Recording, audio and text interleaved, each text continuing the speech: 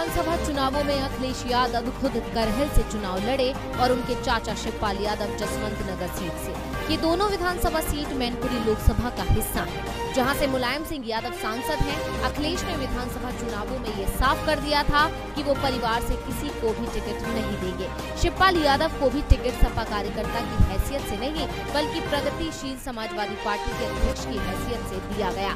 उन्हें सपा ने सिर्फ सिंबल दिया, वो सपा कार्यकर्ता नहीं है, ये साफ साफ बताया गया। चुनाव के दौरान शिवपाल का ये दर्द कई बार सामने भी आया। उन्होंने तो अखिलेश यादव के टिकट वितरण पर भी सवाल खड़े किए। इटावा, फिरोजाबाद, आगरा, एटा, कानपुर, कन्नौज की कई सीटों पर सपा उम्मीदवारों को लेकर उन्होंने तंज कसते हुए कहा कि अगर उम्मीदवार सही होते तो चुनाव अलग होता, हमारी सुनी नहीं गई, इसका नुकसान हो सकता है। शिवपाल की बात सच साबित भी हुई और सपा अपने ही गढ़ में चुनाव हार गई। यहाँ तक कि इस बार सपा मैनपुरी की सीट भी नहीं बचा पाई। अखिलेश यादव ने चुनाव प्रचार में शिवपाल यादव को बड़ी जिम्मेदारी नहीं सौंपी और आज जब सपा विधायक दल की बैठक बुलाई गई तो उसमें शिवपाल को मुद्दा नहीं दिया गया, जिसके बाद सवाल उठ रहे हैं कि क्या अखिलेश अपने चाचा शिवपाल से नाराज हैं?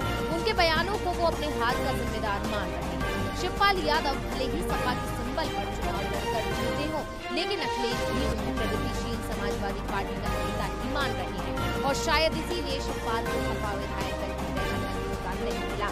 जबकि लखनऊ में अखिलेश और शिवपाल यादव के घर आसपास ही बने हुए हैं। विधायक दल की बैठक में न बुलाए जाने पर शिवपाल यादव ने कहा, मैं अपने आवास पर सपा विधायक दल की बैठक के लिए निमंत्रण मिलने का इंतजार कर रहा था। 2 दिनों तक मैंने फोन की प्रतीक्षा की, लेकिन मेरे पास सपा कार्यालय से कोई फोन नहीं आया। मैं सारे कार्यक्रम रद्द कर सपा विधायक दल की बैठक में शामिल होने के लिए लखनऊ में बैठा हुआ था, लेकिन अब मैं इटावा जा रहा हूँ, जहाँ मैं आगे की रणनीति तैयार करूंगा। शिवपाल इटावा चले गए। इधर लखनऊ में सपा विधायक दल की बैठक में अखिलेश यादव को नेता चुन लिया गया, यानी विधानसभा में अखिलेश यादव ही अब नेता प्रतिपक्ष बनेंगे। लेकिन अभी तक ये साफ नहीं हो पाया है कि सपा विधायक दल की बैठक में शिवपाल यादव को क्यों नहीं बुलाया गया था। शिवपाल भले ही प्रगतिशील समाजवादी पार्टी के अध्यक्ष हैं, लेकिन वो विधानसभा में सपा के सिंबल पर ही चुनकर पहुंचे हैं, यानी वो सपा के विधायक हैं। विधायक दल की बैठक में शिवपाल को न बुलाए जाने पर ये सवाल जरूर उठने लगे हैं कि शिवपाल किस खेमे में है। शिवपाल के तेवरों से साफ हो गया है कि अखिलेश यादव से उनकी दूरियां एक बार फिर बढ़ने लगी हैं और वो एक बार फिर प्रगतिशील समाजवादी पार्टी को मजबूत बनाने का फैसला। पहले देश की राजनीति में नीतीश कुमार का कद नरेंद्र मोदी से ऊंचा था। मोदी गुजरात के सीएम थे तो नीतीश कुमार बिहार के। एनडीए में भी नीतीश कुमार का दबदबा था। उस समय की एक फोटो आजकल वायरल हो रही है, जिसमें बीजेपी के दिग्गज नेता सुषमा स्वराज और नीतीश कुमार कुर्सी पर बैठे हुए हैं, जबकि नरेंद्र मोदी पीछे झुके हुए अंदाज में खड़े हैं। लेकिन आज इस फोटो की चर्चा क्यों हो रही है? दरअसल इस फोटो का संबंध नीतीश कुमार की कुर्सी से जोड़कर देखा जा रहा है। आज नीतीश कुमार की कुर्सी पीएम मोदी के एक इशारे पर जा सकती है। बिहार में जेडीयू तीसरे नंबर की पार्टी बन चुकी है। बीजेपी के गुस्से के चलते नीतीश कुमार अपनी सरकार में शामिल मुकेश सहनी को बाहर करने की तैयारी कर रहे हैं, जबकि सहनी ना तो बीजेपी में है और ना ही जेडीयू में। उनकी अपनी पार्टी है जो बिहार में एनडीए का हिस्सा है, लेकिन सहनी ने यूपी में बीजेपी के खिलाफ उम्मीदवार उतारे। इसका गुस्सा बीजेपी नेताओं में है। पहले सहनी की विकासशील इंसान पार्टी के विधायकों को तोड़ा और अब सहनी को मंत्रिमंडल से बाहर करने का संदेश नीतीश कुमार तक पहुंचा दिया गया है। सहनी को उम्मीद थी कि नीतीश कुमार मदद करेंगे, लेकिन नीतीश कुमार ने सहनी से दूरी बना ली है।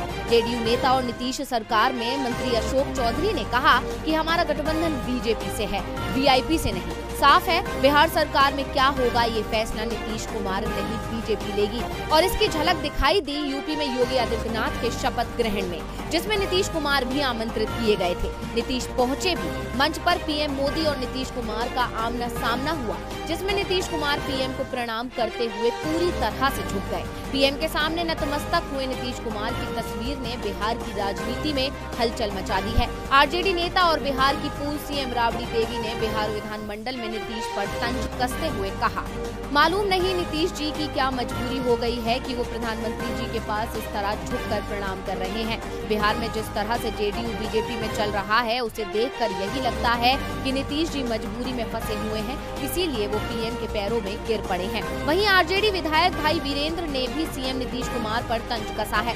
उन्होंने कहा है कि कभी यही नीतीश कुमार भरे सदन में कहते थे कि मिट्टी में मिल जाएंगे लेकिन बीजेपी से हाथ नहीं मिलाएंगे, लेकिन अब मुख्यमंत्री साक्षात दंडवत हो रहे हैं। जिस तरह से नीतीश कुमार पीएम मोदी के आगे झुके, इससे बिहार शर्मसार हुआ है। नीतीश कुमार कुर्सी के लिए कुछ भी कर सकते।